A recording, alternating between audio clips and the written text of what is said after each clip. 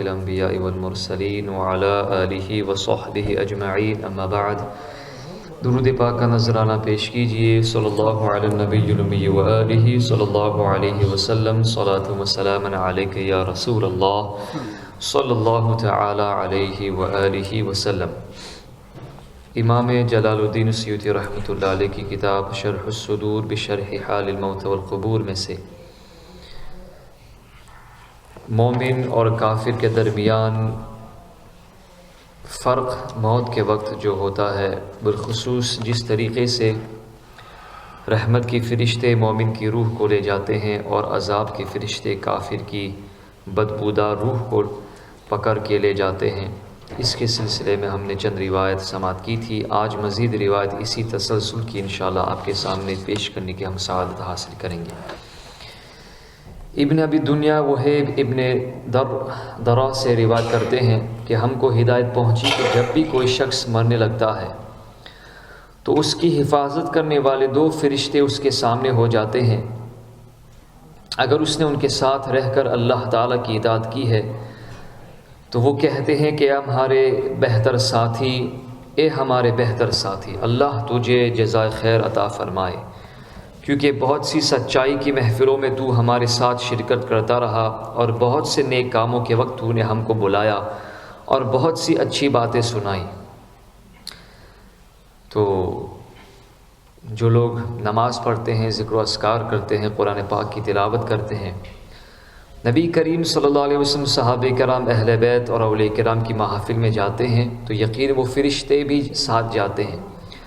جس کی وجہ سے وہ بندے مومن کی تعریف فرماتے ہیں اور موت سے پہلے اسے بشارت عطا فرماتے ہیں۔ لیکن اگر مرنے والے نے ان دونوں فرشتوں کے ساتھ اچھا سلوک نہیں کیا، یعنی گناہ کے کام کیے، گناہوں کی محفل میں گیا، تو یہ تعریفی کلمات ہی پلٹ دیتے ہیں اور کہتے ہیں کہ تجھے خدا جزائے خیر نہ دے، کیونکہ تو نے ہمارے ساتھ بہت سی بری مجلسوں میں شرکت کی اور بہت سے برے کام کیے اور بہت سی بری باتیں سنائی۔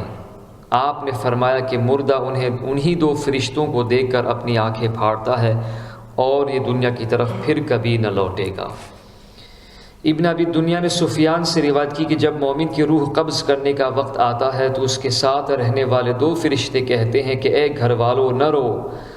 ہم کو اپنی معلومات کے مطابق اس شخص کی تعریف کرنے دو۔ تو وہ کہتے ہیں کہ اے مردے، اللہ تجھ پر رحم کرے اور جزائے خیر دے، کیونکہ تو اللہ تعالیٰ کی اطاعت میں جلدی کرنے والا تھا اور اس کی معصیت سے پیچھے ہٹنے والا تھا، اور تو ان لوگوں میں تھا کہ ہم تیری پوشیدہ چیزوں کی حفاظت کرتے تھے۔ تو اب ہم تمہاری روح لے کر اوپر جاتے ہیں، اب تم ہم کو ملائکے ہمراہ ذکر کرنے سے نہ روکو۔ لیکن جب بدکار گناہگار بندے کی موت کا وقت قریب آتا ہے اور گھر والے چیختے ہیں، چلاتے ہیں، تو دونوں فرشتے یہ کہہ کر کھڑے ہوتے ہیں کہ چھوڑ دو، ہم اپنی معلومات کے مطابق اس کی صفات بیان کرتے ہیں۔ اے برے بدکار آدمی، اللہ تعالیٰ تجھے بدلہ دے، تو برا آدمی تھا، اللہ تعالیٰ کی اطاعت میں دیر کرنے والا تھا اور اس کی معصیت میں، گناہوں میں جلدی کرنے والا تھا، اور ہم تیری پس پشت حفاظت نہ کرتے تھے۔ پھر وہ دونوں اس کی روح کو لے کر آسمان پر چڑھ جاتے ہیں۔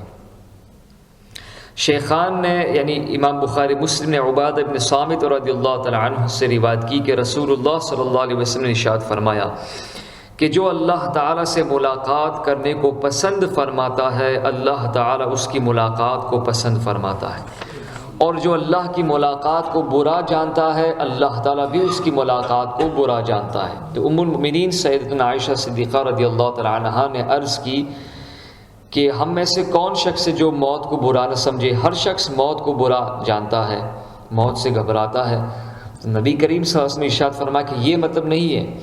بلکہ مطلب یہ ہے کہ جب مومن مرنے لگتا ہے تو اللہ تعالیٰ کی رضا اور اس کی خوشنودی کی بشارت اس کو دی جاتی ہے، فرشتے اسے بشارت دیتے ہیں، خوشخبریاں دیتے ہیں۔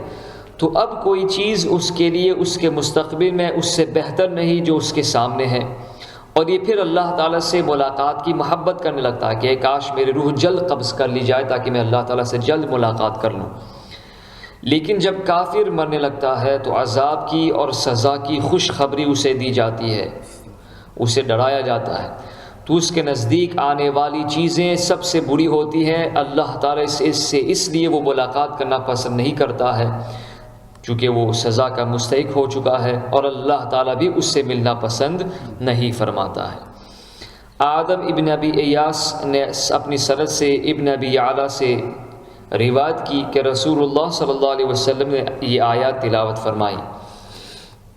فلولا اذا بلغت الحلقوم فروح وریحان وجنت نعیم سے لے کر فنزل من حمیم وتصلیۃ جحیم، یہ آیت کریمہ آپ نے تلاوت فرمائی۔ پھر فرمایا جب آدمی موت کے قریب ہوتا ہے تو اس سے یہی کہا جاتا ہے، اگر دائیں بازو والوں میں سے ہیں، یعنی دانی طرف جنتی والوں میں سے ہیں، تو وہ اللہ تعالیٰ کی ملاقات کو پسند کرے گا اور اللہ تعالیٰ اس کی ملاقات کو پسند کرے گا، اور اگر بائیں بازو والوں میں سے ہے یعنی جہنمیوں میں سے ہے، اصحاب الشمال میں سے ہے، تو وہ اللہ تعالیٰ کی ملاقات کو ناپسند کرے گا اور اللہ تعالیٰ اس کی ملاقات کو بھی ناپسند فرمائے گا۔ امام احمد نے اپنی سند سے عبد الرحمن ابن ابی لیلہ سے روایت کی کہ وہ ایک جنازے کے ساتھ چل رہے تھے۔ انہوں نے فرمایا کہ مجھے حدیث شریف پہنچی کہ رسول اللہ صلی اللہ علیہ وسلم نے ارشاد فرمایا کہ جو اللہ تعالیٰ کی ملاقات کو پسند کرے گا اللہ تعالیٰ اس کی ملاقات کو پسند کرے گا، اور جو اللہ کی ملاقات کو ناپسند کرے گا اللہ تعالیٰ اس کی ملاقات کو ناپسند کرے گا۔ تو لوگ رونے لگے۔ آپ نے فرمایا کیوں روتے ہو؟ عرض کی کہ ہم موت کو ناپسند کرتے ہیں۔ آپ رضی اللہ تعالیٰ نے ارشاد فرمایا یہ مطلب نہیں ہے، بلکہ جب موت کا وقت ہوتا ہے تو اگر مقربین سے ہے تو رحمت اور خوشبوئیں ہیں اور نعمت والی جنتیں، پس جب مرنے والے کو ان چیزوں کی بشارت سنائی جاتی ہے کہ تیرے لیے رحمت ہے، تیرے لیے جنت کی خوشبوئیں ہیں، تیرے لیے جنت کی نعمتیں ہیں، تو وہ موت کو پسند کرتا ہے اور اللہ تعالیٰ کی ملاقات کو اچھا جانتا ہے۔ لیکن اگر وہ جھٹلانے والوں اور گمراہوں میں سے ہے تو کھولتا ہوا پانی اور جہنم میں پہنچتا ہے۔ پس جب یہ خبر اس کو ملتی ہے تو وہ اللہ کی ملاقات کو برا جانتا ہے اور خدا اس سے بھی زائد اس کی ملاقات کو ناپسند فرماتا ہے۔ ابن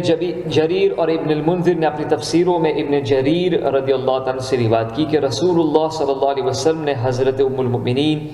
سیدتنا عائشہ صدیقہ رضی اللہ تعالی عنہا سے فرمایا کہ جب مومن فرشتوں کو دیکھتا ہے تو فرشتے کہتے ہیں کہ ہم تم کو دنیا میں لوٹا دیں گے، دنیا میں واپس بھیج دیں گے۔ تو وہ کہتا ہے کہ کیا غموں اور مصیبتوں کے گھر کی طرف لوٹاؤ گے؟ نہیں نہیں، میں تو ہمیشہ خدا کی بارگاہ میں رہوں گا، مجھے یہاں پسند ہے، میں یہیں پہ رہوں گا۔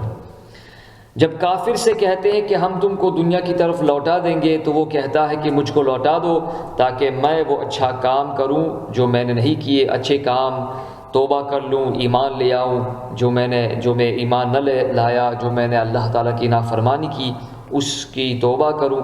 تو فرشتے ظاہر سے بات ہے کہ دنیا میں کسی کو واپس نہیں جانا ہے، تو مومن اللہ تعالیٰ کی بارگاہ میں رہنے کو پسند فرماتا ہے، اور کافر یہی چاہتا ہے کہ دوبارہ زندگی میں لوٹایا جائے تاکہ اچھے کام کر سکے۔ مروزی نے حسن سے روایت کی کہ مومن کی جان ایک پھول میں نکلتی ہے، ایک پھول، سبحان اللہ۔ پھر یہ آیت کریمہ پڑھی فَأَمَّا